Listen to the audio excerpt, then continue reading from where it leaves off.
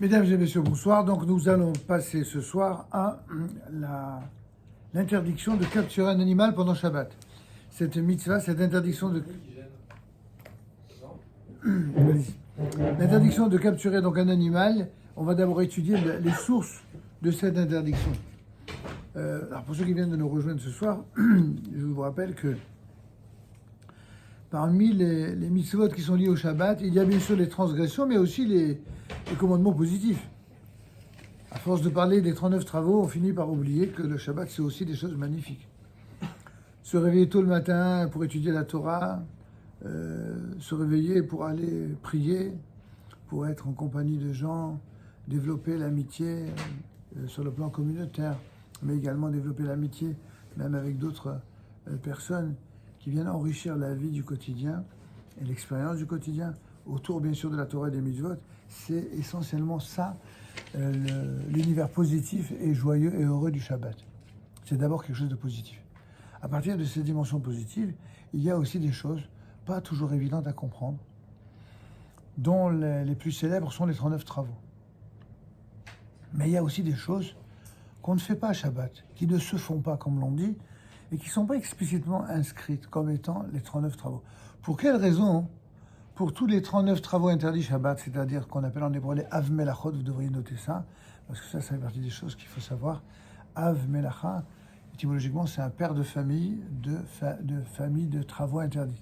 C'est comme si les 39 travaux qui sont cités nommément dans le Talmud, au 7e chapitre du traité Talmudique Shabbat, Klal Gadol, eh bien, quand on vous fait l'énoncé de ces 39 travaux, les sages ont expliqué, explicité le contenu de ces travaux, au point que chacun de ces travaux, de ces chefs de famille de travaux, les Avot Melachot, eh bien, leur famille contient chacune, de 39 membres.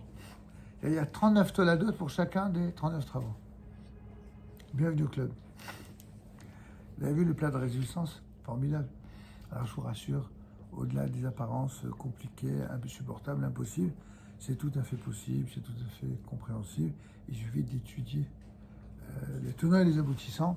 C'est peut-être la partie la plus techniquement difficile à connaître, mais si vous suivez au moins l'essentiel de ce que nous faisons ensemble, vous allez comprendre la logique, car le but n'est pas que de faire du bachotage et d'apprendre par cœur des choses.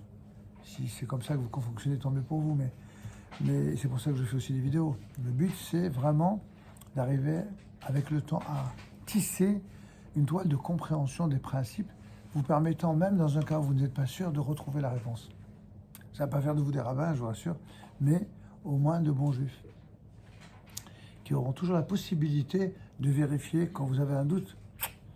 Est-ce qu'on a, oui, le droit ou pas le droit de faire telle ou telle chose? Évidemment, on doit aussi avoir un rave pour ça. On doit avoir un rave qui réponde aux questions. Et puis, si vous n'avez pas de rabbin qui répond aux questions, aujourd'hui, Dieu merci, il y en a des gens qui sont même spécialisés pour répondre aux questions. Internet, c'est peut-être pas toujours l'élément le plus recommandé, même si certains en s'en sont fait une spécialité. Rien ne vaut la relation personnelle que vous avez avec votre rave de communauté, ou nous-mêmes, quand vous avez des questions, n'hésitez pas à les poser. Si c'est des questions, on va dire, rapides, je vous donne la réponse audio dans les 24 heures. Si c'est un peu plus long ou que ça nécessite un développement plus sérieux, à ce moment-là, je fais carrément une vidéo pour en faire profiter le plus grand nombre. D'accord? Mais dans notre rubrique chez l'autre Lara, et on répond avec plaisir. Alors revenons donc à cette Melacha, l'interdiction de capturer un animal. D'abord, quelle est la source de l'interdit? Ce que je vous propose premièrement, pour suivre le plan du Rav Loriam dans son fameux ouvrage Les fondements du Shabbat, qu'une fois encore je vous recommande d'acquérir. Le fait de capturer un animal représente l'un des 39 travaux prohibés pendant Shabbat. En effet, il était nécessaire de chasser un animal pour utiliser sa peau afin de constituer les devantures du sanctuaire. Pourquoi on ramène toujours tout au sanctuaire? La raison est simple, comme le rappellent nos maîtres, d'abord dans la Torah et puis dans le Talmud encore plus, c'est que tous les travaux dits interdits le Shabbat sont les travaux qui ont permis la construction du Mishkan, c'est-à-dire le sanctuaire dans le désert. Alors pourquoi ils servent comme base de référence? Pour rappeler que tout dans la Torah est sacré, y compris le travail. le travail est sacré. Et donc, ce qui, dès lors qu'il est sacré, va également sacraliser l'univers qui est autour de lui, cela va nous apprendre, nous enseigner que c'est grâce au Shabbat qu'on apprend le caractère sacré du travail. Contrairement à d'autres pour qui l'idéal utopique, ce serait de rester sous les cocotiers H24, n'est-ce pas, et ne rien foutre de sa journée, ben pour nous, c'est pas enviable cet idéal-là. C'est l'idéal des feignasses, des paresseux, mais surtout des bons à rien qui sont très souvent je dirais pas les parasites, c'est pas très joli, mais en tout cas ceux qui paralysent la société. Ceux qui empêchent les autres de travailler. Ouais, je ne suis pas contre le droit de grève, je ne suis pas contre les revendications qui pourraient être légitimes dans une manifestation, évidemment. Mais parmi les manifestants, vous avez des gens qui sont sincères, qui se battent pour des idéaux. Puis vous en avez beaucoup qui sont rien d'autre que des glandeurs qui profitent de la manif simplement parce qu'ils ont en eux la haine du monde entier. Ils ont la haine des riches, ils ont la haine des juifs, ils ont la haine des travailleurs qui ne sont pas de la même branche, ils ont la haine de tout. Et les manifestations, c'est le moyen d'éructer la haine. Pour nous, quand on parle d'un travail, quand la Torah nous dit que pendant 6 jours, le travail sera fait, et le 7e jour, il devrait être consacré, n'est-ce pas, au repos, c'est-à-dire sur le plan moral et spirituel, c'est-à-dire se consacrer pleinement à la spiritualité, c'est parce que pour nous, ce qui donne un caractère sacré au travail, y compris dans les jours qui ne sont pas sacrés, qui sont les jours de la semaine, c'est la capacité à comprendre que le Shabbat, c'est par excellence le lieu où l'on fait un plein de sacré, un plein de sainteté, d'abord pour son âme, qui est la partie divine qui est en nous, mais cette partie divine qui est en nous, c'est en cela qu'on se repose le Shabbat. On prend des forces pour mener tous les combats de la réalité quotidienne, de la semaine. Quelqu'un qui vit intensément le Shabbat et qui vit pour toutes les choses qu'il comprend et celles qu'il comprend moins. Celle qui comprend, c'est tout ce qu'il y a, comme on a dit, de positif. Si vous dites le Shabbat, c'est prier, ok, mais c'est aussi kiffer, manger un bon repas. Qui est-ce qui n'a pas envie des Juifs? Tout le monde est là, ouais, kiff, cool. Je me rappelle, mon meilleur copain Goy, c'était un Corse. S'il m'entend, je lui fais un coucou. On est restés amis depuis plus de 50 ans. Et lui, il kiffait venir le Shabbat l'après-midi. Parce qu'il y avait la Souda Shishit. En plus, il adorait mon père. Mon père lui rendait bien. Et quand... D'ailleurs, depuis qu'il est allé à la synagogue, et il venait écouter les drachos, les explications. La première fois, il m'a dit, mais est-ce qu'un goy, il a le droit à la synagogue? J'ai dit, évidemment. J'ai dit, mais dis-moi, les antisémites, ils sont anti-juifs, mais les juifs ne sont pas anti-goy. Il me dit, non, mais je sais pas, moi je croyais que c'est... Enfin, jamais de la vie, viens, au Rabat. J'ai dit, tant que tu n'es pas terroriste, tu veux venir. Tu es bienvenu. Ah, il m'a dit, ouais, je suis corse, mais c'est pas parce que je suis corse que je suis terroriste. J'ai pas dit ça. Bon, bref, il est venu, on a sympathisé, c'est devenu mon meilleur ami. Tous les Shabbats. Maintenant, les juifs qui étaient autour, c'était à mourir de rire. Il dit, depuis le temps que tu viens à la synagogue, t'as pas envie de devenir juif? Il m'a dit, non. J'ai appris par mon copain Shlomo qu'il vaut mieux être un bon goy qu'un mauvais juif. Eh ben moi, je préfère être un bon goy. Ça ferait un antisémite de moi, et au moins, je continue à kiffer ma goyoute. Les mecs, ils sont comme ça, avec des yeux de merlan frit, et ils le regardent comme ça. Eh ben, mec, le gars, il est top. Il est extraordinaire, et voilà, il se reconnaîtra. En tout cas, tout ça pour vous dire que le Shabbat, oui, on kiffe le Shabbat, mais qu'est-ce que ça veut dire kiffer? À part le fait que c'est un emprunt linguistique qui vient du monde arabo-musulman ou des juifs de Tunisie, appelez ça comme vous voulez, et qui considère que kiffer, c'est enfin se délecter. Il y a une mitzvah qu'on a rappelé plusieurs fois. Tu te délecteras en l'Éternel. En traduction libre franco-tunisienne, ça veut dire quoi? Tu kifferas Dieu.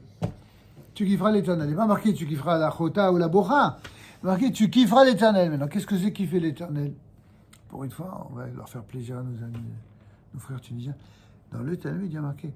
C'est quoi tu kifferas l'Éternel?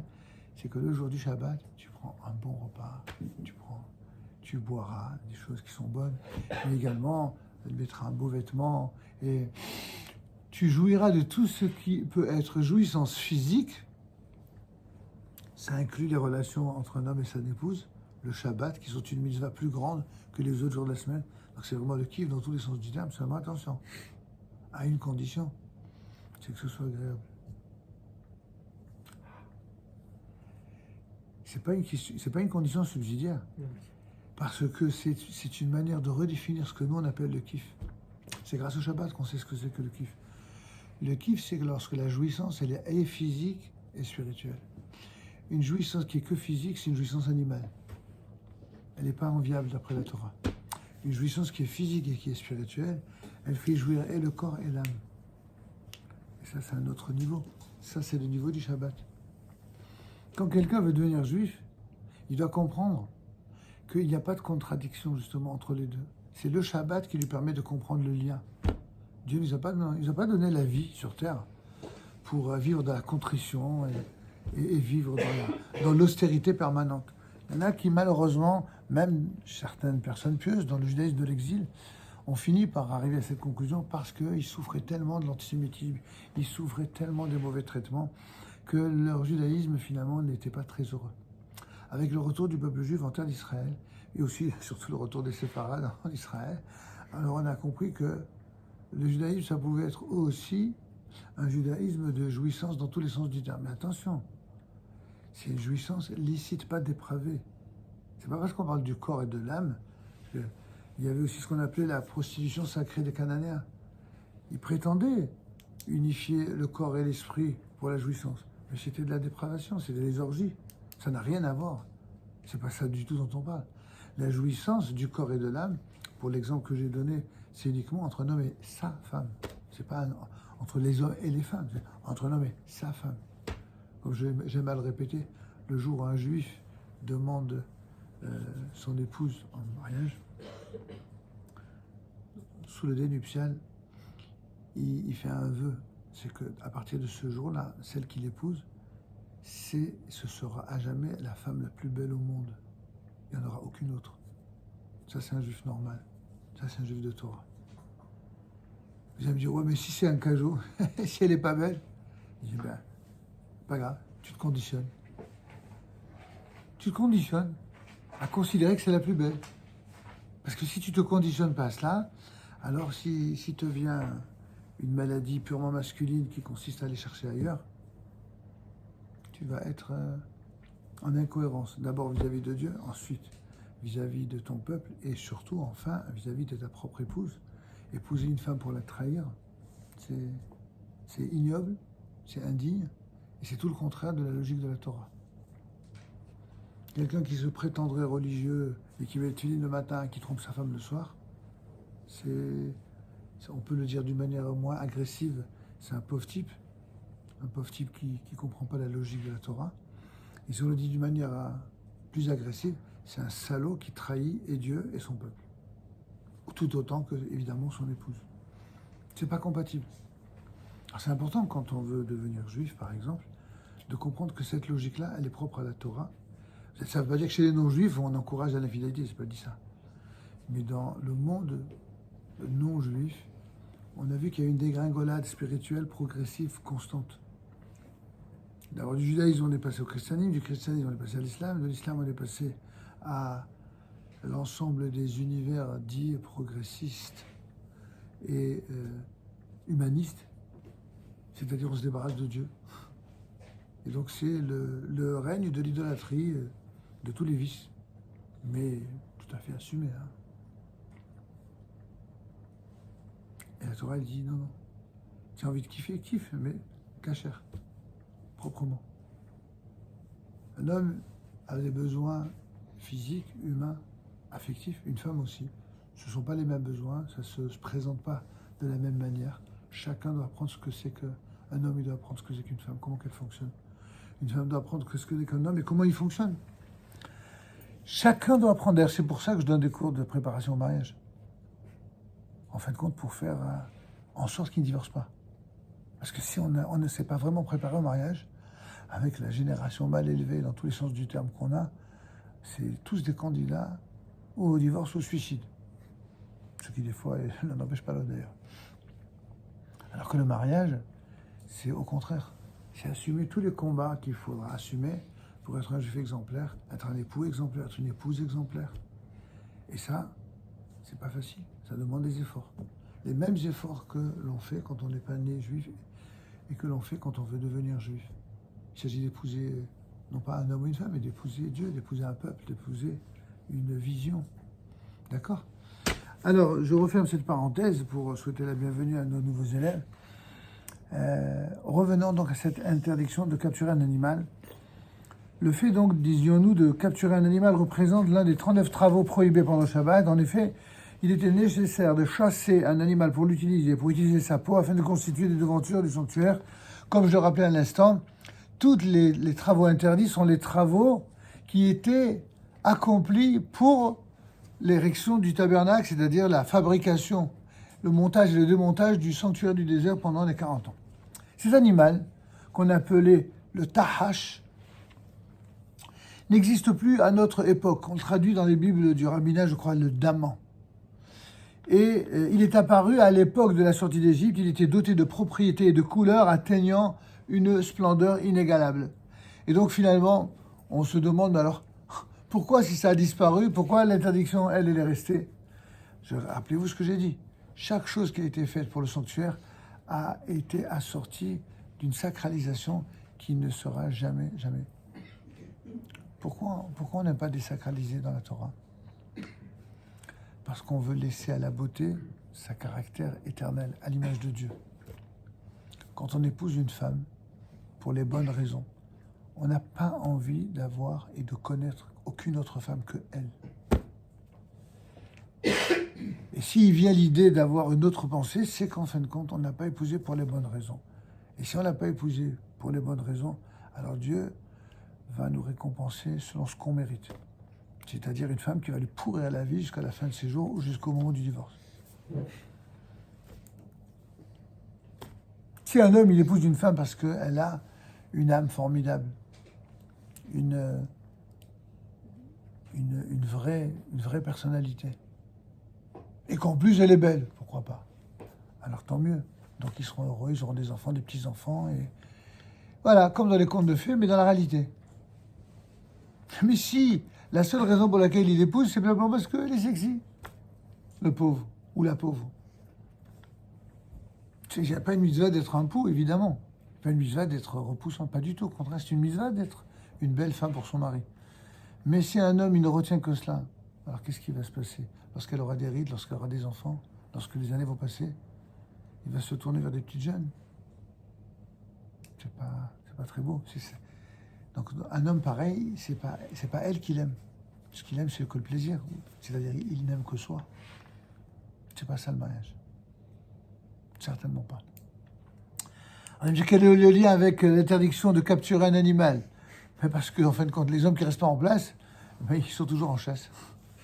Ils sont toujours en train d'aller chercher le gibier ou d'aller capturer. Je plaisante, il n'y a aucun rapport. C'était juste pour l'idée, pour que vous voyez un rapport.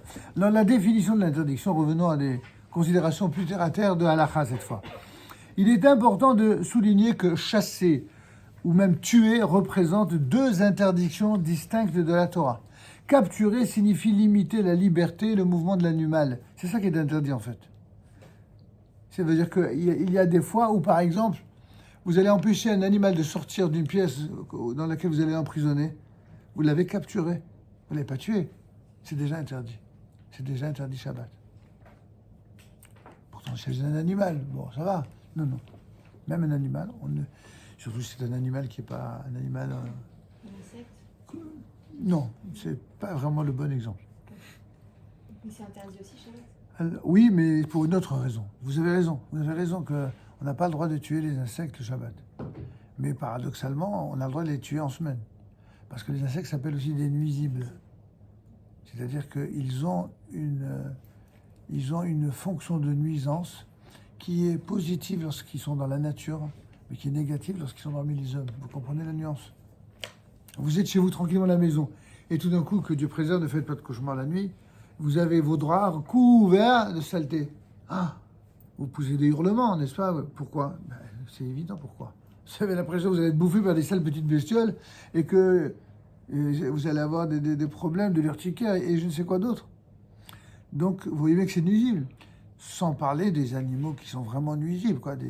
Alors, donc dans tous ces cas-là, il va de soi que on a le droit de les, avec de l'insecticide ou je ne sais quoi d'autre, en semaine, mais pas le Shabbat. Et les rongeurs? Les rongeurs, par exemple.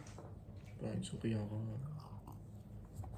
Alors, on n'a pas le droit de les capturer pendant Shabbat, nous, mais en général, j'ai rarement vu quelqu'un qui prend une truc pour tuer un rat, ni en semaine, ni Shabbat.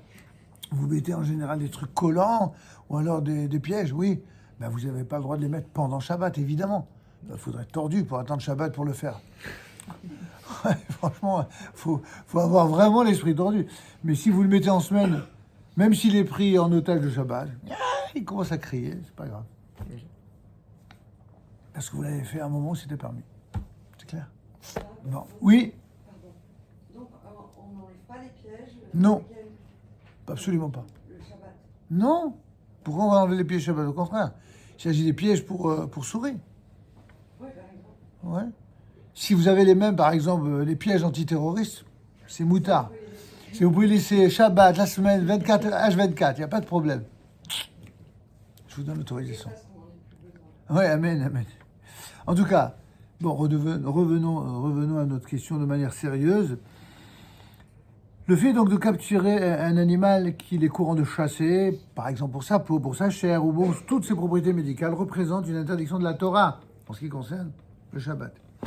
Cet interdit ne s'applique pas seulement s'il attrape l'animal de ses propres mains, mais même s'il l'enferme dans une trappe ou un endroit clôturé dans lequel il est aisé de traquer l'animal.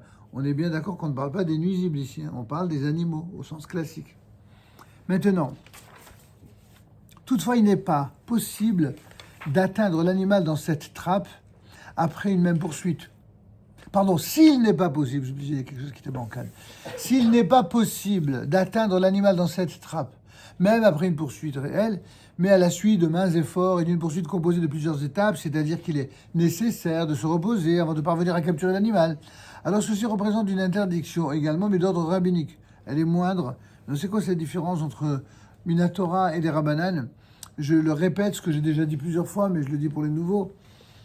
Il y a 613 commandements, vous l'avez entendu 1000 fois. Ces 613 commandements sont ce qu'on appelle des mitzvot midoraita de la Torah. S'ajoute à cela quelques mitzvot des Rabbanan, pas si nombreuses.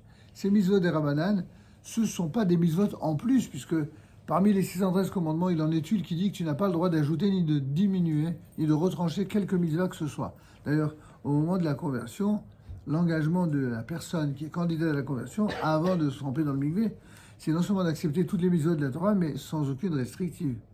Parce que si vous dites, j'accepte toutes les mitzvot sauf celle-là, on vous dit, c'est pas vous qui ferez plouf dans le mikvé, c'est le tout de la conversion qui tombe à l'eau. C'est-à-dire que c'est pas possible. Une conversion, c'est, comme je vous ai dit, c'est comme à l'amour. On accepte tout. On choisit pas. C'est tout ou rien. Il n'y a pas. Maintenant, alors si, puisque je dis que c'est comme l'amour, alors il faut faire comme l'amour, c'est-à-dire choisir le conditionnement nécessaire pour que ça marche.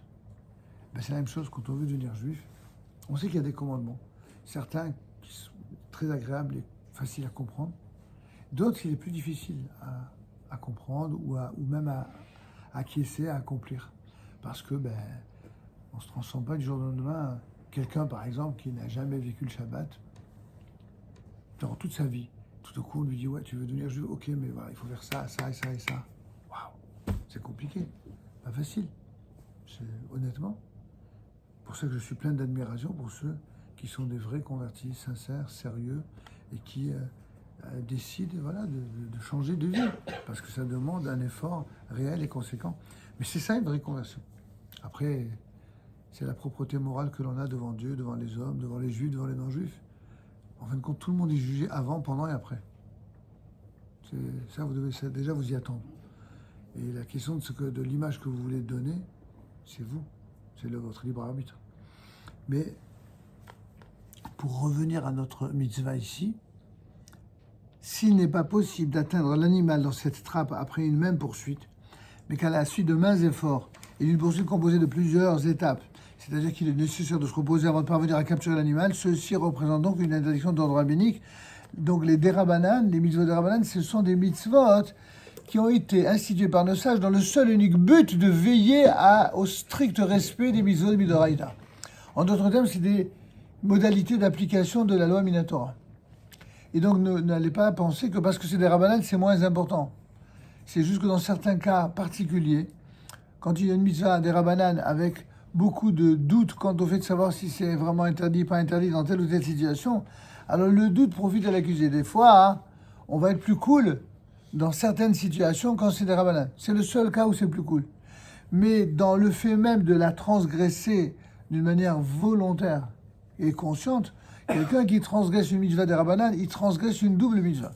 Il transgresse non seulement la mitzvah des rabanan, la fameuse modalité d'application, mais il transgresse la mitzvah de la Torah qui dit qu'il faut écouter les rabanan. Donc en fait, il croit qu'il fait une affaire, il a tout faux. Il transgresse double. C'est comme le Scrabble. En principe, c'est des mots qui comptent double. Là, c'est darba. C'est la transgression qui compte double. D'accord ? De même, nos sages ont défendu de capturer des animaux ou des insectes qu'il n'est pas courant de chasser. On parle d'insectes qui ne sont pas, comme je vous l'ai dit. On parlait tout à l'heure des rongeurs, les rats. Si vous avez mis un piège avant Shabbat, il n'y a pas de souci. Mais si vous attendez Shabbat pour le mettre, le Vadaïk, c'est interdit. On ne va pas attendre Shabbat pour ça. Par exemple, le fait de capturer une mouche représente une interdiction d'ordre rabbinique, même s'il en a une quelconque utilité. On ne va pas attendre Shabbat pour chasser les mouches, la vérité. Mais chasser un cerf, ou un serpent, pour utiliser sa peau, par exemple, ça, c'est carrément une interdiction minatora. Vous voyez la différence entre les deux. Mais dans tous les cas, ça reste interdit. Il y a des questions là-dessus? Alors, on va passer au troisième... Donc, après avoir parlé, premièrement, de la source de l'interdit et deuxièmement, de la définition de cette interdiction, on passe au troisième point, l'interdiction d'ordre rabbinique. Bien que le fait de capturer toutes sortes d'animaux, en tout cas certaines sortes d'animaux, qui n'est pas courant de chasser, bien qu'on a dit que cela représente une interdiction d'ordre rabbinique, s'il est absolument nécessaire de fermer l'endroit dans lequel il se trouve, pour protéger, je sais pas, un bébé, un enfant, une femme, et même un homme qui serait un peu fragile, un malade, une personne âgée, dans tous ces cas, ce sera toléré. Oui. Parce que c'est un des rabbins, ce sera toléré. Par exemple, si un oiseau auquel on attache moindre valeur pénètre dans notre domaine par la fenêtre ou par la porte, et que le froid ou les intempéries s'y infiltrent également, il est toléré de fermer la porte, la fenêtre. Alors qu'a priori, on doit laisser au contraire ouvert jusqu'à... Ça arrive dans les synagogues, un petit pigeon, il rentre là-dedans. A priori, au contraire, on doit ouvrir grand les portes et on doit faire du bruit, etc. pour l'inciter à partir sans lui frapper dessus, pour pas... D'accord ? Ça, c'est... D'ailleurs, même en dehors du Shabbat, mais a fortiori pendant le Shabbat. Maintenant, et si l'oiseau est un oiseau dangereux, ça peut arriver. C'est pas un pigeon. Le pigeon, c'est pas dangereux, c'est juste... en plus, si un bébé, par exemple, vous savez que les petites saloperies des pigeons sont d'une... comment on appelle ça? Sont acides. Et si un bébé reçoit ça dans l'œil, il peut être aveugle. Vous savez ça? Donc, pour cette raison-là, si un bébé, voilà, vous serez autorisé dans certains cas à enfermer dans un bureau attenant à la maison, à la synagogue, ou à ce que vous voulez, pour que justement le bébé ne soit pas... Il faut toujours qu'il y ait une raison et un raisonnement qui permettent la conciliation du respect de la loi Minatora et éventuellement une kula midarabanan, c'est-à-dire un allègement de la loi tel que les rabbins l'ont permis lorsque quelque chose de supplémentaire a été ajouté par les rabbanan, mais ils l'ont fait dans des circonstances précises. Si les circonstances ne sont pas réunies, c'est d'autres circonstances qui s'opposent, alors on sera plus cool. D'accord ?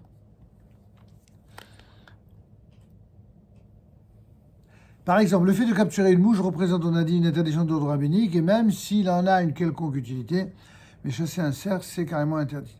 L'interdiction d'ordre rabbinique, bien que le fait de capturer toutes ces sortes d'animaux n'est pas courant de chasser, représente une interdiction d'ordre rabbinique, s'il est absolument nécessaire de fermer l'endroit dans lequel il se trouve, ce sera toléré. Par exemple, si l'oiseau auquel on attache moindre valeur pénètre dans notre domaine par la fenêtre ou par la porte, et que le froid ou les intempéries s'y infiltrent également, tout le monde va geler, alors il est toléré de fermer la porte ou la fenêtre si on n'a pas l'intention d'attraper l'animal. En l'occurrence, vous n'allez pas fermer la porte ou la fenêtre. C'est bon? Technicien en chef. Donc, c'est grâce à elle que vous avez les enregistrements, je vous signale, hein, les audios en tout cas. Bien. Donc, je disais donc que si dans un cas présent, vous fermez la porte, pas du tout parce que vous voulez capturer l'animal, mais parce que vous crevez de froid. Vous n'avez pas envie que tout le monde se glace là. Vous savez, quand il fait froid comme le froid qu'on a depuis une semaine, laisser la porte ouverte, c'est pas évident, quoi. Et c'est pour ça qu'on a mis un rideau en plus, nous.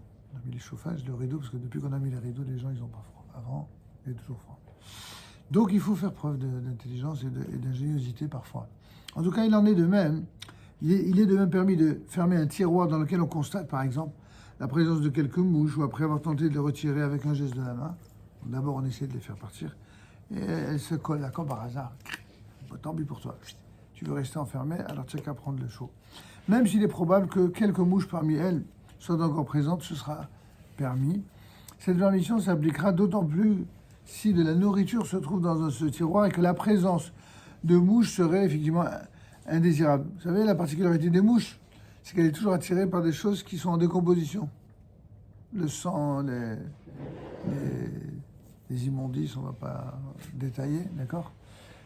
Et donc, c'est pas a priori agréable. On passe enfin à quelque chose, décidément, c'est pas très réjouissant, mais bon, ça fait partie des choses à savoir. Les moustiques et les cafards. Qu'est-ce qu'ils ont de spéciaux, les moustiques et les cafards? Comme on a dit, c'est dans des nuisances. Il est permis d'asperger du produit insecticide dans une chambre dans laquelle se trouvent des cafards, à condition de ne pas directement les diriger sur les cafards. L'interdiction, c'est de les tuer, ou donc de les capturer pendant le Shabbat, c'est même les nuisibles. Mais par contre, si on le fait dans un autre endroit que là où ils sont, tout en sachant que l'odeur va les étouffer, ils vont mourir de manière indirecte, c'est permis. Donc on n'a pas le droit de les tuer directement. Non, non. Pourquoi? Pour contourner l'interdiction Minatora et l'autoriser Midarabanan. Et donc de laisser une porte ou une fenêtre ouverte afin de leur permettre de s'échapper. C'est clair? Maintenant, certains le permettent seulement dans une chambre dans laquelle se trouve un malade ou un nourrisson. C'est ce que je vous ai dit tout à l'heure. Parce que là, il y a vraiment nécessité de protéger. Mais il est interdit au cours du Shabbat d'attirer des moucherons et autres en répandant du poison qui tue les moustiques. Il y a un truc là, il y a une bagarre en bas là. Non, vous inquiétez pas, c'est bon. C'est juste quelqu'un d'un peu agité, vous angoissez pas, je connais, c'est bon. Si un moustique dangereux, tel un frelon, par exemple, se trouve dans les alentours d'un nourrisson, il sera même permis de tuer le fameux moustique pour protéger le nourrisson. Vous inquiétez pas, ça va bien se terminer. Il est de même permis d'étaler de la crème liquide sur la peau afin de chasser les moustiques. Vous savez qu'il y a des mixtures, là, des onguents qui sont à base de produits qui repoussent. En Israël, ils ont ça. Ceux qui vivent dans les parties où il y a du désert, ils mettent des crèmes et les moustiques, vous voyez, comme dans les films, là, dans les dessins animés, ils meurent. On permettra enfin de verser de l'eau dans un lavabo ou dans les toilettes, dans lesquelles se trouvent même des cafards ou autres parasites, du fait que leur présence suscite un certain dégoût. De plus, l'individu n'a pas vraiment l'intention de les tuer, mais seulement de nettoyer la cuvette. Donc on voit que l'intention est essentielle ici. Enfin, cette action est indirecte et n'aboutira pas nécessairement à la mort de ces insectes. Le fait de capturer un moustique représente une interdiction d'ordre rabbinique, à moins qu'il ne se trouve sur la peau de l'individu et ne le pique. En effet, nos sages ont permis d'attraper ce moustique en cas de douleur. Mais, s'il vous plaît, mettez-toi ici, là-bas. Voilà. Merci beaucoup. Baruch haba. Le fait de capturer un moustique représente une interdiction d'ordre rabbinique, à moins qu'il ne se trouve sur la peau de l'individu et ne le pique. En effet, nos chachamim nos sages ont permis d'attraper ce moustique en cas de douleur, mais malgré tout, il serait défendu de le tuer, de le manipuler ou de le palper avec ses doigts, de crainte de l'écraser. On l'attrapera pour l'éloigner de sa peau et on s'en débarrassera après immédiatement. Donc vous voyez que tout ce qui est dit ici, c'est vraiment pour vous donner tous les contours de ce qui est permis ou interdit, les khatrilab diavad. Mais finalement, fondamentalement, vous avez compris que dès qu'il y a un danger, eh bien, les khatrilab sont beaucoup plus cool. Et quand finalement, il n'y a pas de danger, alors on essaie de contourner l'interdit. Vous avez compris. On va s'arrêter pour cette mélacha-là.